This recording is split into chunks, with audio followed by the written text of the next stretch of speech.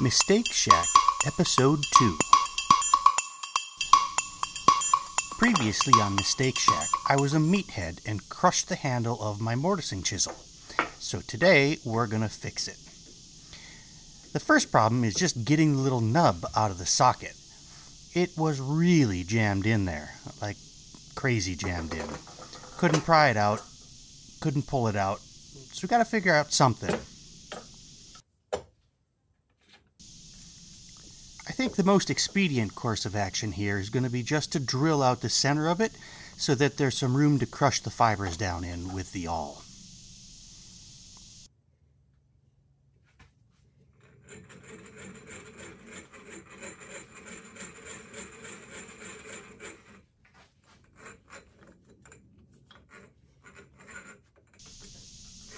I'll be honest, I've never really gotten the hang of an egg beater drill. It just doesn't seem like they should work. The moment arms are all wrong.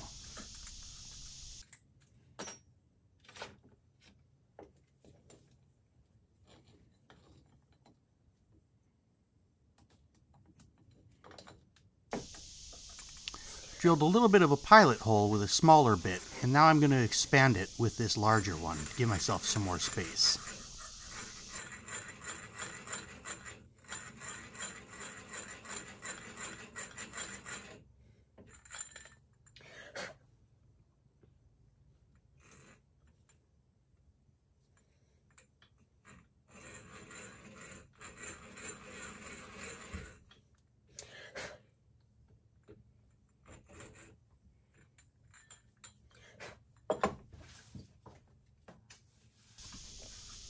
I'm having a difficult time getting the bit to index on this part of the handle, so I'm just going to shave it flat with a knife, and that'll give me somewhere to put the tip of the drill bit.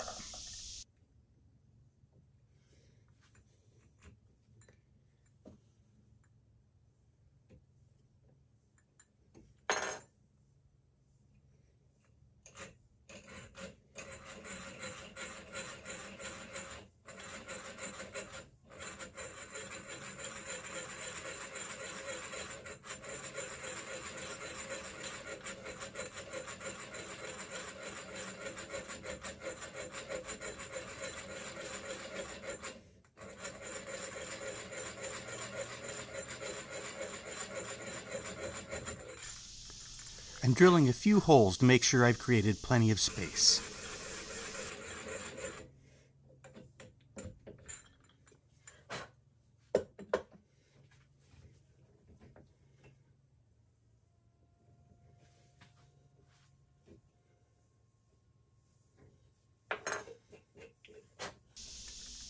Not quite ready. Let's do a bit more work.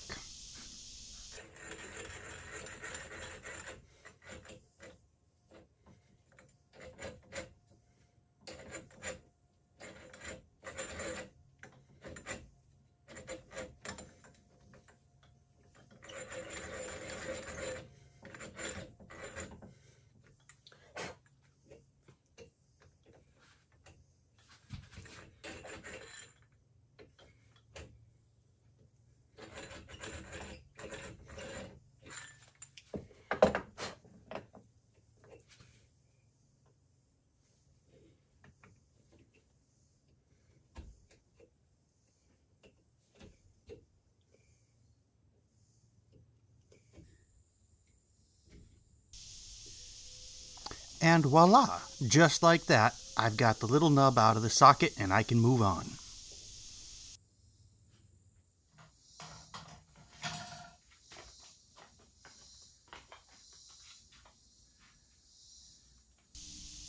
I found a nice piece of maple in my scrap pile. The grain looks pretty straight and it's just the right size.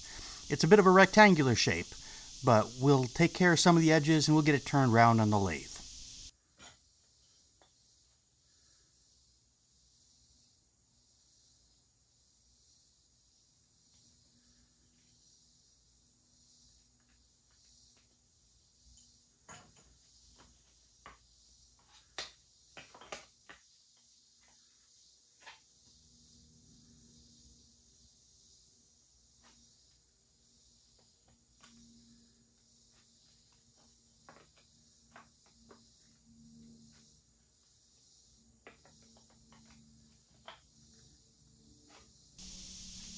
Marking the centers of each end and then putting in a small awl hole gives me a good index point for the dead ends on my lathe.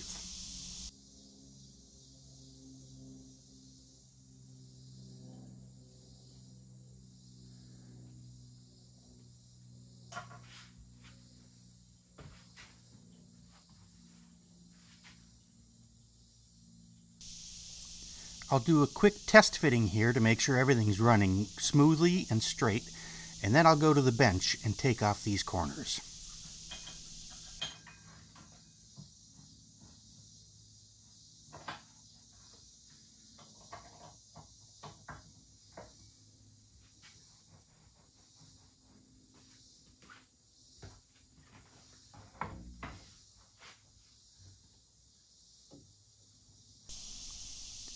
I've just reconfigured the lathe as a spring pull and also in the way that it works. And so I'm doing a little experimentation here to make sure that all the angles work out okay. In particular, getting the string to line up correct and not roll over on itself was giving me a bit of a problem.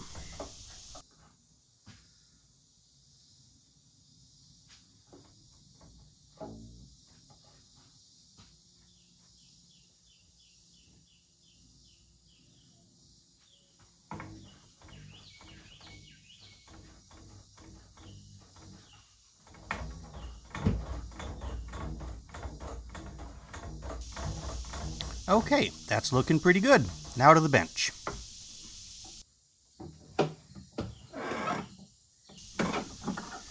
The goal here is to take the corners off of this rectangle with a plane. That makes it a lot faster and a lot easier on the lathe.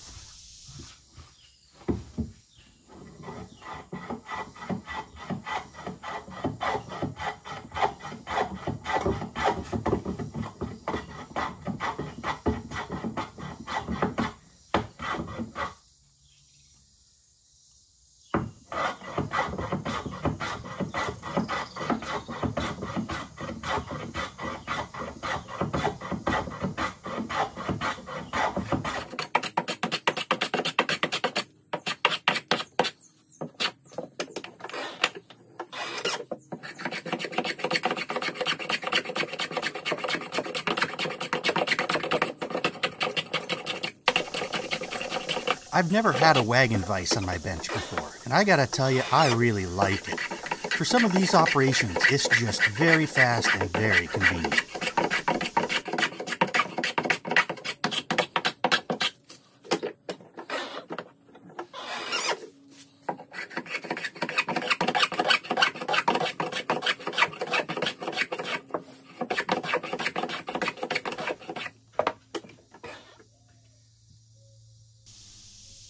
With the corners removed, we're back to the lathe.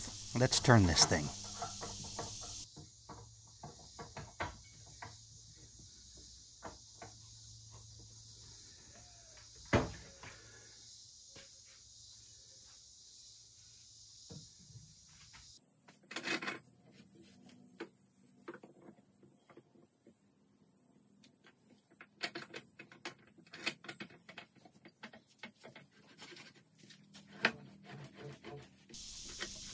Well, maybe just a few more adjustments.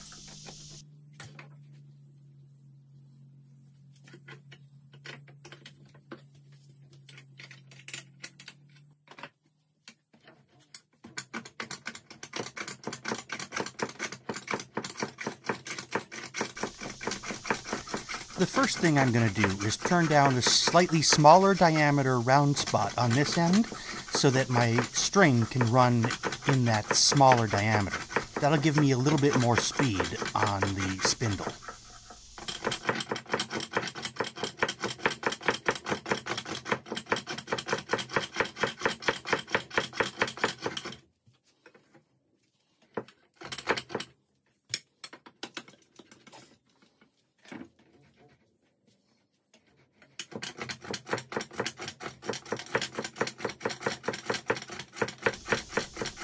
One thing I'm definitely not used to is having the string right on the work.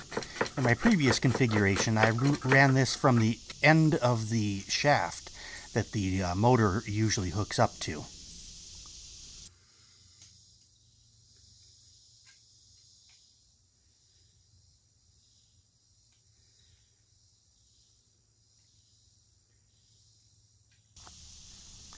I'm setting a pair of outside calipers to tell when I'm done and at the right diameter. This way I know I haven't gone too far.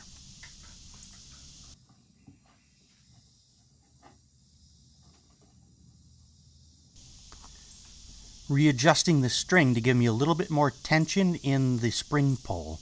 That gives me a little bit more speed in the rebound.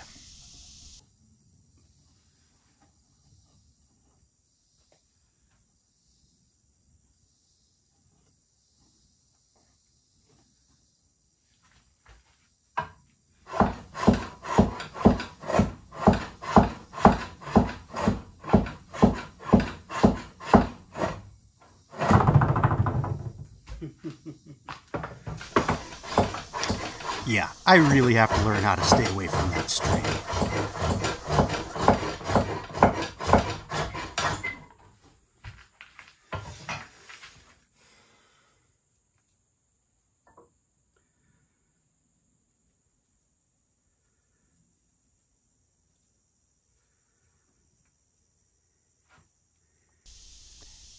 I'll mark some layout lines on the spindle so I know where to begin putting in the deeper cuts and where to start and end my tapers.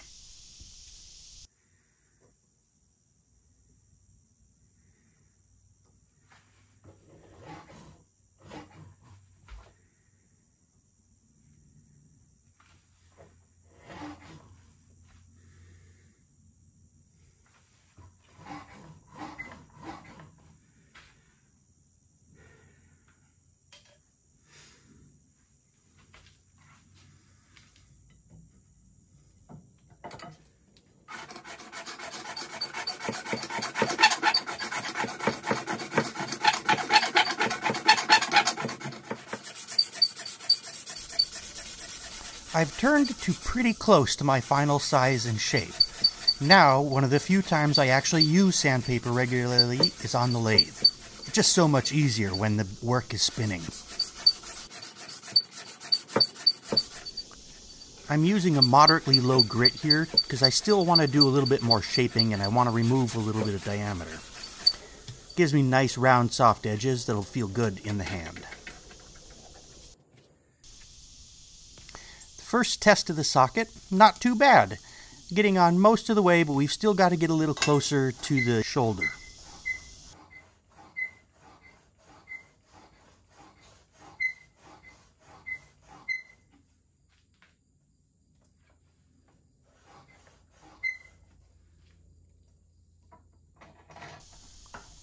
After a little bit more back and forth, I've done this 3 or 4 more times, I finally got a fit I like.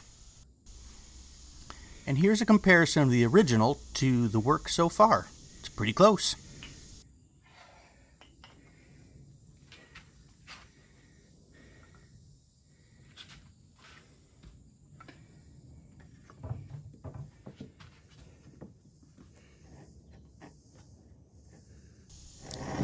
Back at the bench, it's time to cut the handle off the rest of the spindle.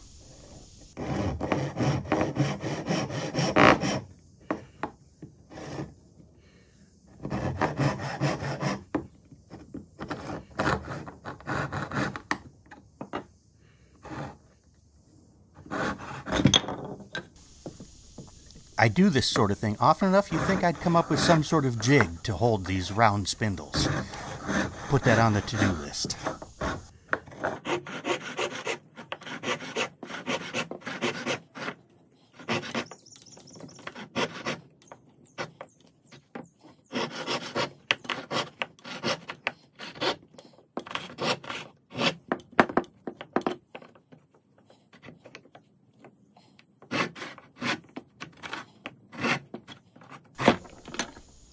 Finally.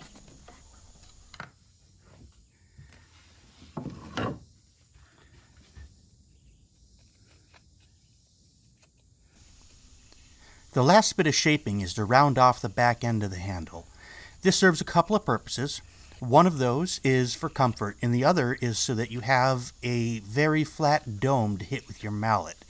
If you hit it on a very flat surface, then if the mallet is off center or the faces aren't aligned perfectly, you get strange shear forces running through the chisel. A flat dome almost guarantees that you get a nice straight distribution of force down the chisel. After playing with my knife here for a while, I finally decided the right answer was to take this to the belt sander in the shop. And so by this point, I've run it on the belt sander, gotten it nice around, and spent some time with various grits in my hand at the bench. Now a little bit of finish, and boy, isn't that pretty.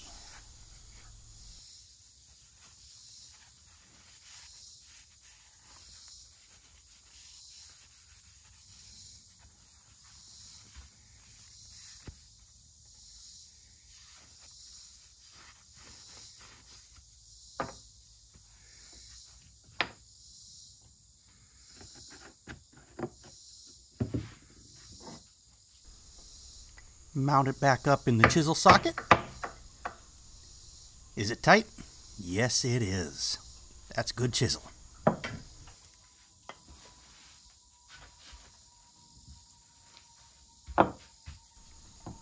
What? At least I'm using the right mallet. It just doesn't have a handle yet. That's for another episode. Thank you for joining me for another episode of Mistake Shack. We've got a new handle for our chisel and a few other jobs done as well. Those jobs will have to wait for other episodes, so keep your eyes out, subscribe, like, and tell your friends. Thank you.